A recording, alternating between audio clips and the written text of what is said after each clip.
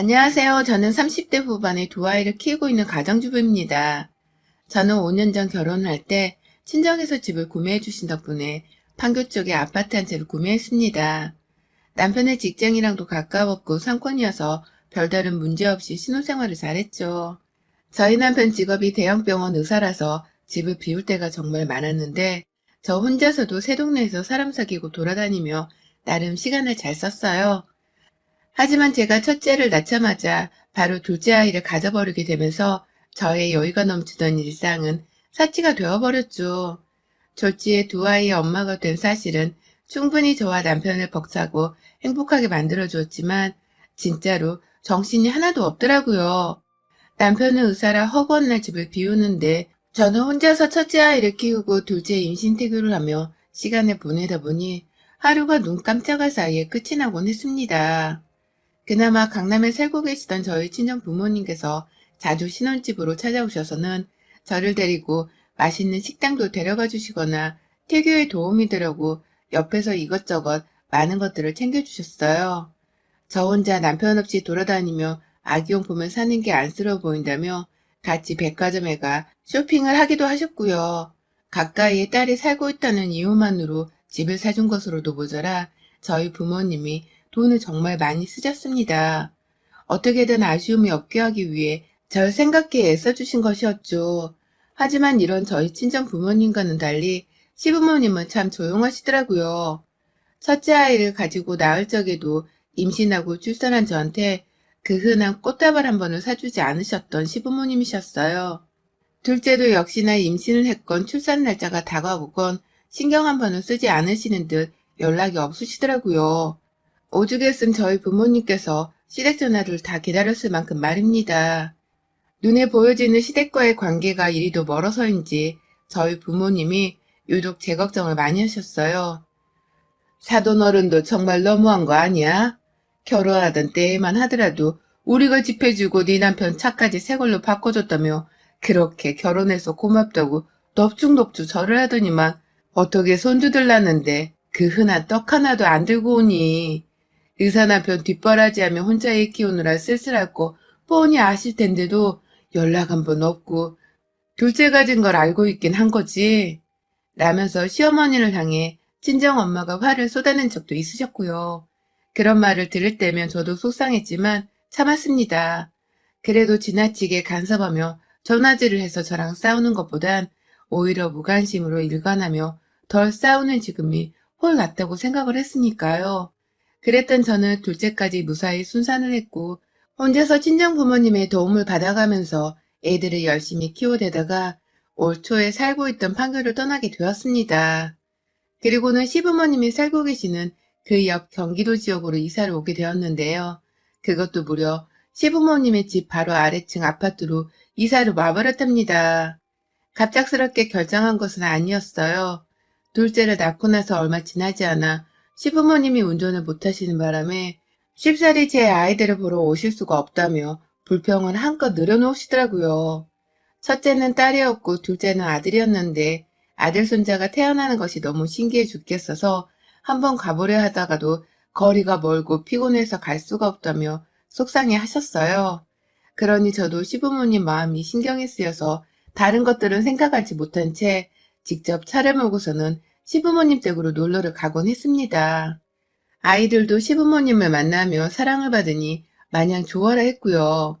시부모님도 너무 기다렸다는 듯이 지극정성으로 아이들을 돌봐주시니 저 또한 기분이 남다르더라고요. 친정 부모님만큼 아이들을 예뻐라 해주시는 시부모님이 그간 겨우 차 한 대가 없다는 이유로 아이들을 보러 오시지 못하셨다는 생각이 들어서 남편에게도 아쉬움을 토로했습니다. 시부모님께 이제라도 차를 사드려야 할지 아니면 교통수단으로 기사님이 있는 렌트 차량이라도 대접을 해드려야 하는지 뭐 별의별 서비스를 다 생각해보며 제 딴에 애쁨 받는 며느리가 되어보고자 신경을 썼어요. 그러다 결국 시부모님의 집 아래층 매물이 나왔다는 것을 시어머니의 입을 통해 전해 듣게 되었습니다. 우리 집 아래층에 매물이 나왔는데 한번 봐볼려? 매일 애들을 보면 내가 다 키워주고 보살필 수 있는데 라고 제게 지그시 물어보시더라고요. 처음에는 그 소리가 자기 아랫집으로 이사를 오라 하는 소리인가 싶어서 상당히 혼란스러웠습니다. 아무리 제 아이들을 돌봐주시고 또 저의 결혼 생활에 아무런 간섭을 하고 살지 않는 분이시라 하더라도 제게는 시부모님이셨기에 불편함이 있었거든요. 바로 위아래층에 딱 붙어 살면 언젠가 분명 갈등이 생길 만한 상황이 나타날 수 있다고 생각했어요. 그래서 최대한 대답을 하지 않은 채 요즘 같은 세상에 집 팔고 사는 사람이 있네요.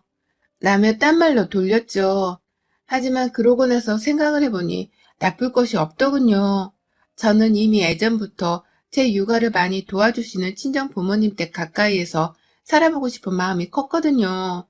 그래서 실제로 강남 매물을 여러 개 알아봤었는데 그때마다 집값이 너무할 정도로 높은 바람에 아쉬웠는데 차라리 시댁 가까이에 사는 곳도 나쁘지 않겠다는 생각을 해버렸죠.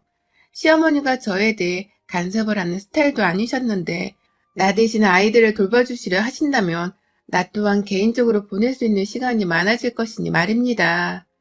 저도 차가 있으니 얼마든지 부모님과 친구들 사는 강남까지도 단시간에 이동이 가능할 거라 생각을 했어요. 그래서 남편에게 시어머니 댁 아래층으로 이사를 가는 건 어때?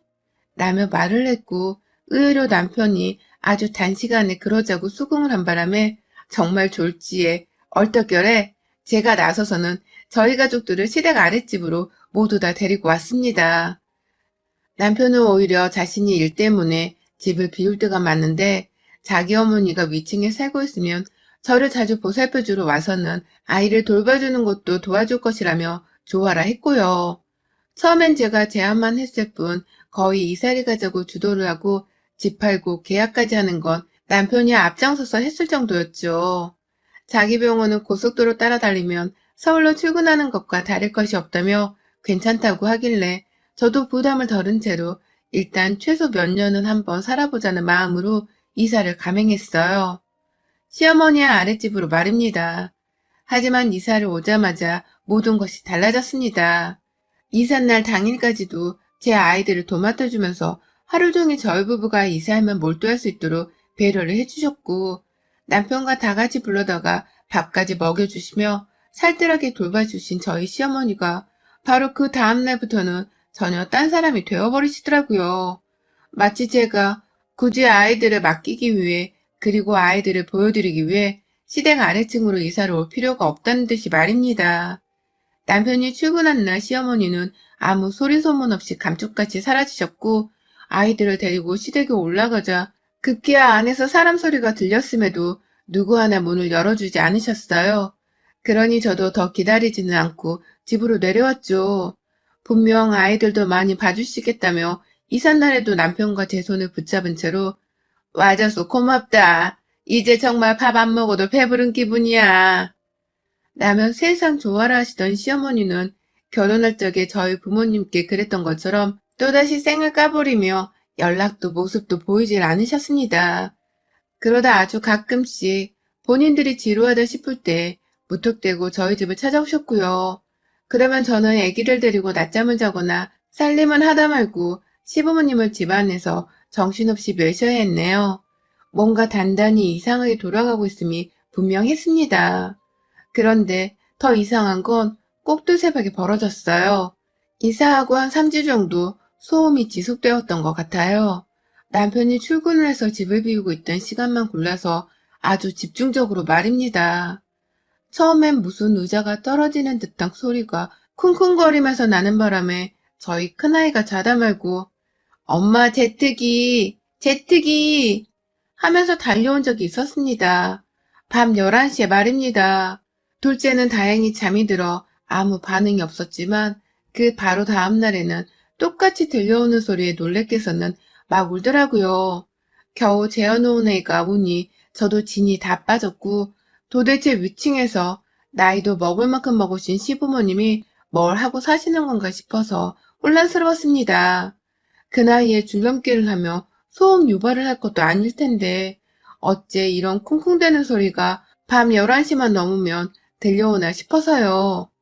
두두두거리는 소리와 발로 찍는 소리, 뭐 여러 가지 형태의 사람이 만들어내는 소리가 천장 위에서 울려 퍼졌고 저로서는 정말 스트레스가 극에 달했습니다. 시부모님이라서 층간소음을 제대로 따질 수도 없고 정말 미치겠더라고요. 정신이 거의 반쯤 나가서 예민하고 극도로 짜증이 치솟아 있을 때 결국 저는 시댁으로 찾아갔어요. 그때는 한창 어머님께서 저희 애들을 보러 내려오지도 않은 지 일주일 정도가 되어가고 있던 때였는데요. 어머님, 혹시 집에서 뭐 다른 아이들을 키우는 건 아니시죠? 엄청 두두두거리는 게 너무 시끄러워서 애들이랑 제가 잠을 못 자요. 뭐 기기라도 틀어놓으신 건가요? 라는 말과 함께 문 열린 현관안을 일부러 보란 듯이 두리번거렸어요. 하지만 시어머니는 무슨 소리라는 거야? 세상 조용한 집구석이구만. 라면서 오히려 저를 이상한 사람 취급을 하셨죠. 찾아 올라가도 아무런 진전이 없고 뭐 하나 확실한 물증을 잡을 수가 없어서 저는 더욱 피폐해져 갔습니다. 여전히 밤만 되면 보란 듯이 위에서는 두두두 하는 소리가 들려왔고요. 저는 정말 정신병에 걸리기 직전의 상태까지 도달을 했어요. 가장 노곤한 분위기 속에서 편안하게 잠이 들어 할 때에만 집중적으로 소음이 들려오니 잠을 잘 수가 없었기 때문입니다. 어린아이한테는 수면 시간이 더욱 중요한 법인데 위층에서 소음 때문에 아이들마저 잠 못 자는 피해를 입고 있으니 제가 엄마라서 미안해 죽겠기도 했어요. 결국 제가 더는 못 참겠다며 또다시 시댁에 올라갔습니다. 도저히 이건 사람이 낼 수 있는 소리가 아니라고, 혹시 뭐 쿵쿵거리게 만드는 기기나 세탁기라도 돌리는 거냐면서 시어머니께 물어봤더니 어머님은 귀엽고 멀쩡히 조용하게 살고 있는 집구석에 왜 자꾸 층간소음을 따지고 들어. 너, 나 괴롭히려고 우리 집 아래층으로 이사 온 거니? 그러려고 온 거 맞지? 부잣집 딸내미인 건 알겠는데 깐깐해도 너무 깐깐한 거 아니야? 라면서 오히려 저를 나무라셨어요. 조용한 집구석을 오히려 논란거리로 만드는 며느리라면서 제가 이사를 온 요즘까지도 나쁜 쪽으로 의심을 하기 시작하셨고요. 이쯤 되니 저도 이젠 정말 증거로 싸움을 걸어야겠다 싶더라고요. 졸지의 애들을 시부모님께 더 보여드리며 더 편하게 육아를 해보려고 이사를 왔다가 층간소음이라는 예상치도 못한 벽에 부딪히며 이게 무슨 난감한 상황인가도 싶었고요. 어떻게든 빨리 해결을 봐야겠다며 일단 남편에게 말을 했어요. 당연히 남편은 자기 부모님의 나이가 있는데 그런 소음을 밤마다 낸다는 게 가능한 소리냐면서 자기는 들어본 적이 없었다고 믿지를 않았어요. 그래서 결국 제가 인터넷으로 층간소음 측정기까지 구매를 해버렸답니다. 역시나 남편이 집에 있을 때에는 조용하더니만 남편이 일을 하느라 집을 비우기라도 하면 밤마다 60데시벨이 넘는 층간소음이 찍히더라고요. 그 정도 수치는 숫자로만 따져봤을 때 가장 최악의 층간소음으로 분류가 되는 수치였습니다. 보통 평균치보다도 10에서 20 정도가 높은 수치라고 하더라고요. 결국 저는 이 수치가 찍히는 것까지 동영상으로 찍어서는 남편에게 보여줬어요. 그제서야 남편도 정확한 수치의 층간소음 정도가 파악이 된 건지 입을 다물지 못했고요. 이게 도대체 어떻게 된 일이냐며 위층에서 무슨 일이 일어나고 있는 것이냐면서 머리를 쥐어 싸맸죠. 결국 그날 바로 남편이 시댁으로 가더라고요. 어떻게든 단판을 지어볼 작정으로 말이죠.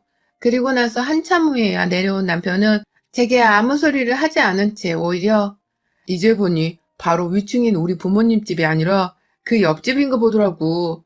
층간소음도 대각선 방향으로 전달이 되는 거거든.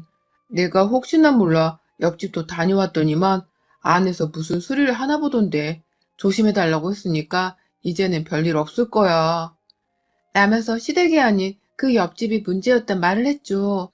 너무 궁금해서 무슨 소리를 했던 건지, 왜 한밤중에 했던 건지 속사포처럼 질문을 쏟아냈어요. 하지만 남편은 더 이상 말이 없었고, 그제서야 저도 조금은 진정이 된 채로 어떻게든 소음의 출처를 알게 되어 다행이라 여겼습니다. 그렇게 무사히 이 난관도 지나치는 듯 했고, 당장 시부모님께 사과의 말씀도 드려야겠다 싶었어요. 제가 함부로 층간소음 유발자라 오해를 한 상황이었으니까요. 다음날 바로 저는 시댁으로 가서 사과의 말씀을 전해드렸고, 빈손으로 가기 뭐해서 직접 담근 불고기까지 새 용기에 잘 담아 전해드렸습니다. 혹시 몰라 더 쓰시라며 평소 남편이 용돈을 보내드리고 있었음에도 불구하고 돈 100만 원을 넣어드렸고 오해해서 죄송하다며 연신 거듭 사과를 했죠. 그러자 시부모님도 처음에는 굉장히 떨떠름하게 여기면서 그럴 수도 있겠지 라고만 하시다가 조금씩 마음을 여신 건지 다음부턴 우리 서로 조금은 더 믿고 배려하며 살자 라며 어른답게 조언을 남겨주셨고요. 그러니 저는 더 부끄럽고 죄송할 수밖에 없었습니다. 그런데요, 아니 남편이 분명 괜찮아질 것이라고 신신당부를 했음에도 불구하고 그로부터 나흘 정도 지나서 남편이 다시 야간 근무로 집을 비운 사이 소음이 또 들려오기 시작했어요. 이번엔 정말 어마어마할 정도로 두두두 거리는 소리가 말이죠. 완전히 새 아파트는 아니었기 때문에 사소한 소음 정도는 충분히 들릴 수 있다는 것 정도는 저도 잘 알고 있었습니다. 하지만 보란듯이 낮에는 아무 소리가 없다가 밤 11시라는 늦은 시각이 넘어가기만 하면 사람들이 잠 못 잘 정도의 소음을 내는 건 분명 문제가 있는 것이라 여겼죠. 이걸 어떻게 하다가 결국 저도 층간소음으로 인한 충동 같은 게 느껴지더라고요. 살인 충동 말입니다. 결국 저는 경비실에 신고 전화와 함께 지금 집으로 좀 와달라 부탁을 드렸습니다. 동시에 경찰도 불렀고요. 그 한밤중에 오만 사람들이 다 저희 집으로 들어와서는 소리를 확인하는데 또 기가 막힌 것이 그 순간에는 아무런 소음이 들리질 않더라고요. 마치 경찰이 와 있는 것을 다 파악하고선 소음을 뚝 멈춰낸 것 마냥 말입니다. 너무 괘씸했던 나머지 저는 그 직전까지 내내 촬영을 하고 있던 영상을 경찰과 경비실에 보여줬어요. 다들 신고를 여러 번 받긴 했지만 이 정도의 층간소음을 본 적이 없다며 혀를 내두를 지경이었죠. 그리고 전 모두가 심각하다는 판단을 내려준 덕분에 더 용기를 얻어서 다 같이 위층으로 올라갔습니다. 발뺌하면 동영상을 보여주며 증거를 들이밀 참이었어요. 모른 척하며 고소를 진행해서 법적으로 시비를 가릴 작정이었고요. 하지만 저는 또다시 위층에 머리를 조아리고야 말았습니다. 정말 허리를 가득 숙인 채로 몇 번을 조아렸는지 몰라요. 그 시각이 12시를 조금 넘긴 때였는데요. 시댁 맞은편집 문을 두드리니 50대로 보이는 한 아저씨께서 자다 말고 나와서는 경찰과 저를 보고 깜짝 놀라시더라고요. 온 가족들이 다 불을 끈 채 자고 있는데 층간소음 때문에 왔다고 하니 저희 말을 기가 막히게 하셨고 이윽고 제가 저번에 저희 남편이 제대로 주의를 드렸다고 말을 하던데 라면서 남편을 언급하니 당신 남편이 누군데요? 본 적도 없는 사람들인데 갑자기 이게 무슨 봉창도 들은 소리입니까? 당신 남편한테 지금 당장 오라고 해요. 내가 직접 내 눈으로 뭐라 말하는지 들어볼 테니까. 라며 오히려 큰 소리를 내더라고요. 누가 봐도 표정은 억울해 죽겠다는 표정이었고요. 그제서야 전 도로 우리 시부모님의 집 현관문을 쳐다봤어요. 아닌 줄 알았는데 결국 이 모든 층간소음을 유발했던 건 이웃집이 아닌 시댁이었다는 생각이 머릿속에 가득 찼죠. 몇 번 현관문을 두드리고 벨을 누르다가 시아버지가 문을 열어주셨고 노인네는 잠을 자지 않은 건지 얼굴이 생각보다 생기 있더라고요.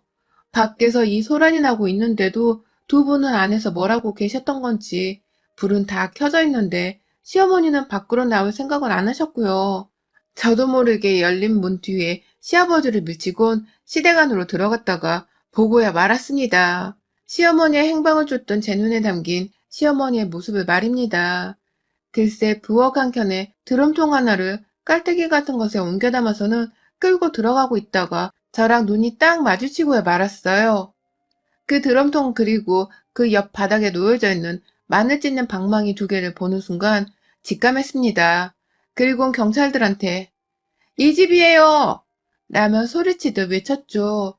이제 보니 그간 층간소음을 유발했던 집은 시어머니네였고 어쩌다 보니 층간소음을 내게 된 것도 아니라 일부러 만들어낸 것이었더라고요. 굳이 방망이로 거실 바닥을 두드려대고 그 밤중에 드럼통을 옮겨다가 거실 한복판에서 두두두 진동소리를 내면서까지 말입니다. 그 자리에서 시어머니가 끌고 들어가고 있던 드럼통을 잡았어요. 그걸 경찰들이 급습하기 전에 먼저 옮겨놓겠다고 시아버지랑 둘이서 집안에서 들러붙어 낑낑거리는 바람에 밖에서 이웃들 간에 소란이 오고 가고 있는데도 나오지를 않았던 거더라고요. 이게 다 뭐예요, 어머님? 어머님이 범인이셨어요? 라고 언성을 높이자 시어머니는 너 지금 뭔 소리 하는 거야? 라면서 모른 척 계속 드럼통을 옮기려고만 하셨고요. 결국 저는 제 얘기를 좀 듣고 얘기를 나눠보자면서 통 하나를 옆으로 고꾸라지게 밀어버리고 말았습니다. 제대로 쿵하는 소리와 함께 넘어져선 싱크대 하부장 손잡이에 부딪혀 결국 하부장 손잡이까지 부서뜨리고 뒤에서 시아버지는 아유 빨리 말하고 내보내 그냥 내보내 라며 시어머니를 닥달하셨어요. 그러자 시어머니는 이게 진짜 보자보자니까 남의 집 살림이 우습냐? 돈 있으면 이 정도는 그냥 새 걸로 하나 사줄 수도 있나 보지? 네가 새 걸로 사다 줄 거야? 물어낼 거야? 라면서 저의 멱살을 잡겠다고 달려드는 게 아니겠어요? 순식간에 경찰들을 말린다고 달려들고 뒤에서 시아버지도 며느리녀 내보내! 라며 저를 끌어 잡아당기려 하셨고 결국 저는 그 자리에서 시부모님을 밀쳐내겠다며 오만 시댁살림들을 박살내고야 말았습니다. 층간소음을 유발한 것들이 적반하장으로 나서는 모습이 기가 막히기도 했고 그간 층간소음으로 당한 스트레스가 이미 한계치를 넘어선 상태였기 때문에 망설일 이유가 없었어요. 제 손이 시어머니 뺨으로 향하는 줄도 모른 채 거침없이 밀쳐대고 때렸고 왜? 더 소음 내보지 그래? 드럼통으로 충분하겠어? 그냥 확 다 부셔놓고 소음 한번 유발해보자고. 라면서 급기야 멀쩡히 세워져 있던 냉장고 하나를 문 열고 흔들어댔습니다. 그 와중에 저는 남편한테도 전화를 했습니다. 분명히 니네 부모님 집에서 나는 소리 아니라며? 근데 뭐야? 네 부모가 만든 층간소음 맞잖아. 지금 내가 니네 집 쑥대밭으로 만들고 있으니까 정리하고 싶으면 당장 튀어와. 이리고 보고 당장 튀어와서 이 사단 제대로 해결해. 알았어? 라며 집으로 바로 튀어올 것을 명령했죠. 어떻게 병원 일을 정리하고 집으로 튀어온 남편은 여전히 제가 경찰에 만류에도 불구하고 집구석을 난장판으로 만들겠다며 오만 가전제품들을 망가뜨리는 것도 모자라 멀쩡한 TV면 냉장고를 발로 차며 딴동을 부리고 있으니 들어오자마자 무릎을 꿇더라고요. 그 순간 뒤에서 시부모가 네가 왜 꿇어? 라며 자기 아들을 말리려 했지만 남편은 오로지 제게 사과를 하며 용서를 구했습니다. 또 이럴 줄 몰랐어. 내가 진짜 제대로 말했는데. 라고 말이죠. 남편의 말을 들어보니 대충 상황은 이러했어요. 그날 남편은 층간소음을 확인하려 시댁에 왔다가 시부모님이 직접 만들어내는 소리라는 걸 저처럼 눈으로 목격했대요. 충격을 받아 엄청나게 화를 내고 경고를 했고 분명히 더 이상 그러지 않겠다는 약속까지 받아냈다고 했어요. 그리고는 저한테 괜히 죄 없는 이웃이 만든 소리라며 죄를 뒤집어 씌워서는 저와 시댁 간의 갈등을 최소화하고자 했고요. 그런 줄도 모르고 저는 직접 만든 음식에 돈 100만 원까지 용돈으로 쥐어주면서 오해해서 죄송하다고 연신 사과를 했었는데 시부모님은 그런 저를 다시 한번 엿먹이려고 소음을 유발했고 오히려 절 우습게 봤던 것이었습니다. 그리고 그 이유는 다름 아닌 제가 너무 잘나고 돈 많은 부잣집 집안의 딸내미여서 그랬다더군요. 네가 얼마나 의사 아들을 우습게 여기면 데려다 놓고 한 번을 내 집에 찾아오게를 하지 않았냐. 바쁜 내 아들을 기껏 의사로 키워놨더니만 며느리한테 홀라당 뺏겼네. 사돈한테 홀라당 뺏겼어. 라며 급기야 저희 친정까지 물고 늘어지는데 할 말이 없더라고요. 남편이 너무 바빠서 저희 부모님조차 남편의 얼굴을 제대로 보고 살지 못하고 계셨고 정작 부인인 저조차도 남편 없이 혼자 육아하고 살림하는 게 대부분이었는데 그런 저희한테 자기 외아들을 빼앗아 간 것들이라며 욕을 하는 시부모님이 제정신이 아니게 보였습니다. 자기 아들이 자신들한테 알아서 효도를 안 하는 거 왜 나한테 탓하냐고요. 저도 나름 신경 쓴다며 애들을 데리고 자주 시댁을 찾아오는 정성을 보였는데도 말입니다. 이건 뭐 바라는 게 너무 많다 못해 얼굴에 철판을 까셨더라고요. 일부러 저를 괘씸히 여겨서 괴롭히고 싶었던 나머지 애를 돌봐주겠다며 저의 바람을 귀신같이 간파해서는 자기 집 아래로 이사오게 만든 시부모님의 치밀함이 저를 연신 놀라게 만들었어요. 자기 아들한테 피해가 갈까봐 주차장을 들락거리면서 남편의 차량이 없는 날에만 골라서 층간소음을 유발하는 것도 정말 소름이 돋았어요. 결국 저는 더 이상 이 집에서 살 수가 없다며 남편에게 이혼하든 니네 부모님을 이사 보내든 둘 중 하나라도 하라고 했습니다.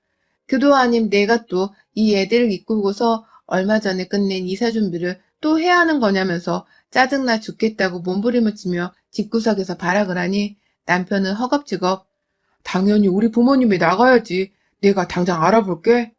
라며 저를 진정시켰어요. 시부모님께는 급기야 이제 자식이고 뭐고 없는 듯 사셔야 할 거예요. 이게 무슨 개쪽이냐고. 내가 얼마나 조용히 이 일을 넘어가게 하려고 모른 척 하려 했는데 이게 뭐야.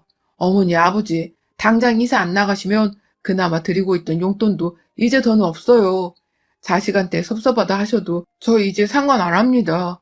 내가 좀 망가뜨리면서까지 어머니 아버지 진상을 이해할 마음은 추워도 없어요.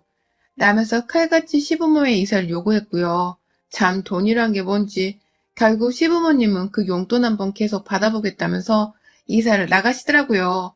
그것도 저희 윗집에서 보란 듯이 바로 옆에 붙어있는 동으로 말입니다. 결국 지금 저희 가족들은 다시금 이사를 나갈 준비를 하고 있습니다. 외출할 때마다 시부모님을 마주쳐야 할지도 모른다는 생각이 들어서 정말 껄끄럽고 불편해 죽겠는 상황이거든요.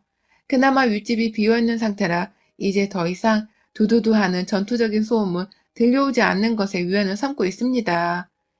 애 키우며 별 경험을 다 해보긴 했으나 이렇게 피해를 주는 남 아닌 가족은 처음 겪어보네요. 참 대단한 집구석이었습니다. 여러분의 생각은 댓글로 남겨주세요. 오늘도 시청해주셔서 정말 감사합니다.